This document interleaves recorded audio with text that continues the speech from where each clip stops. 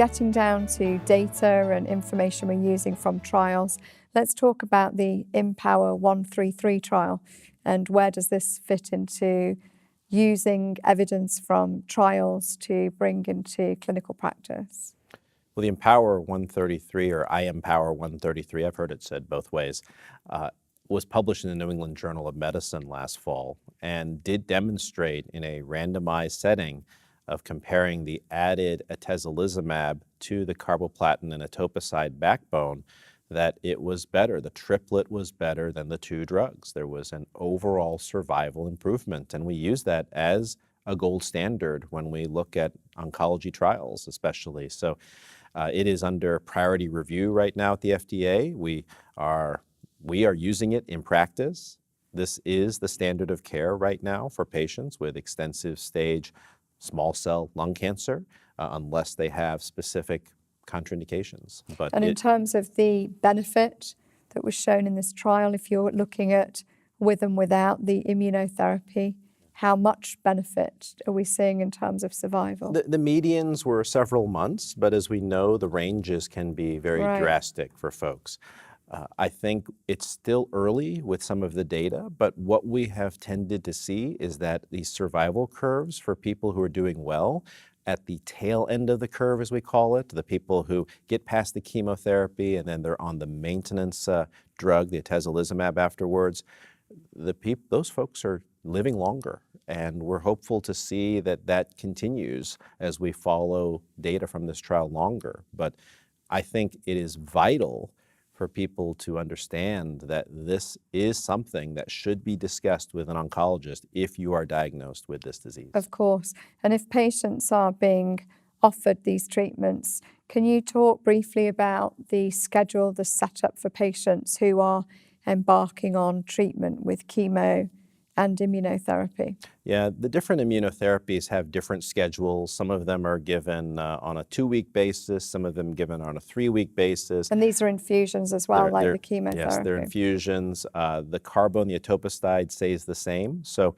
I think most people, given the value of immunotherapy across multitudes of tumor types, are not so picky about the infusion schedule as they used to be with cytotoxic chemotherapy. But atezolizumab is one of those that's given every 4 weeks. It's convenient to give. It's very similar to some of the other drugs out there. And in terms of side effects with the immunotherapies, any side effects that you specifically emphasize with patients in addition to the typical side effects that you're counseling patients about with chemotherapy? Yeah, immunotherapy is funny that way in that there are some side effects that will present early and then some that will present later. So we do counsel them on both, but it's really important for the clinician to follow these things.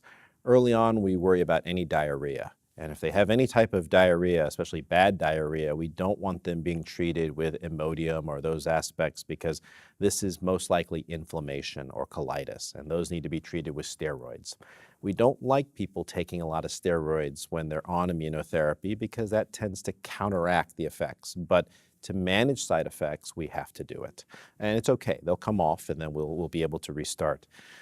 Later effects, we look for thyroid issues or glandular issues like with glucose levels, and you can also have inflammation of any organ really, whether it's the lungs, the eyes, the kidneys.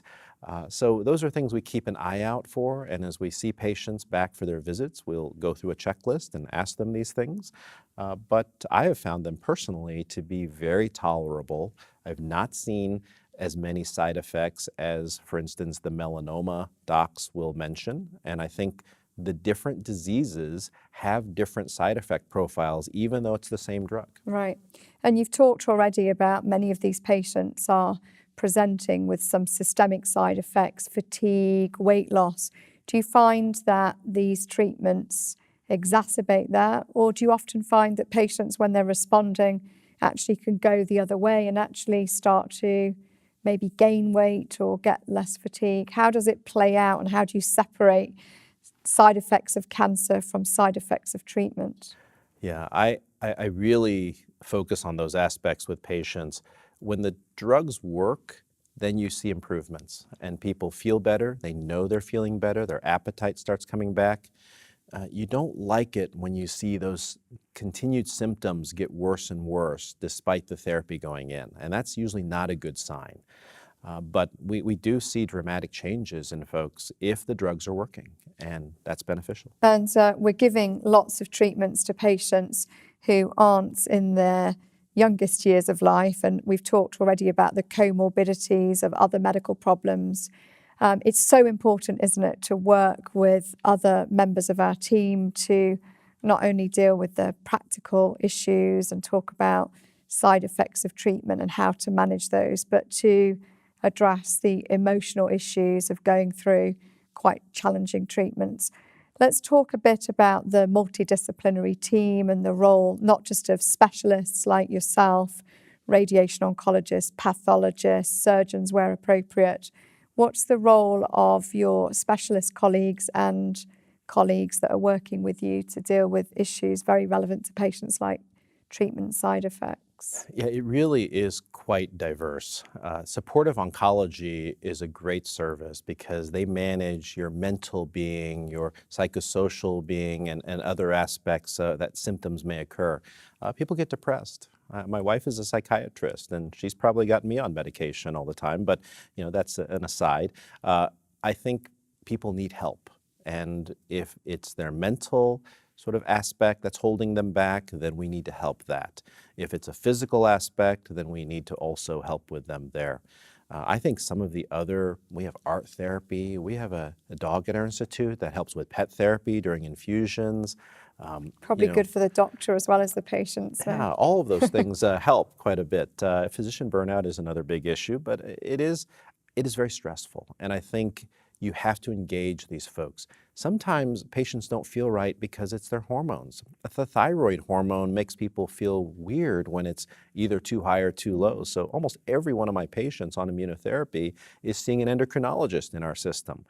We know that cardiac issues can occur with folks, especially as they start living longer. And so we have cardio-oncologists involved as well, and certainly all of our integrative medicine folks. And it's good to have those departments available. We also know that not all crises, medical and emotional, happen during normal business hours, 9 to 5. What support systems are available when patients have a problem, evening, weekend, and the office is closed? You work with the backup staff in the community, yes. It's a challenging situation whenever that happens. And of course, everyone gets sick usually on a Saturday night or a Sunday night. We try to keep in communication with our faculty because they're obviously the cross-covering docs. We give education to folks about side effect management in immunotherapies. We have our pathways set up so people can look and make sure that they're doing the right thing, because if you haven't prescribed a lot of these, then you feel uncomfortable doing that.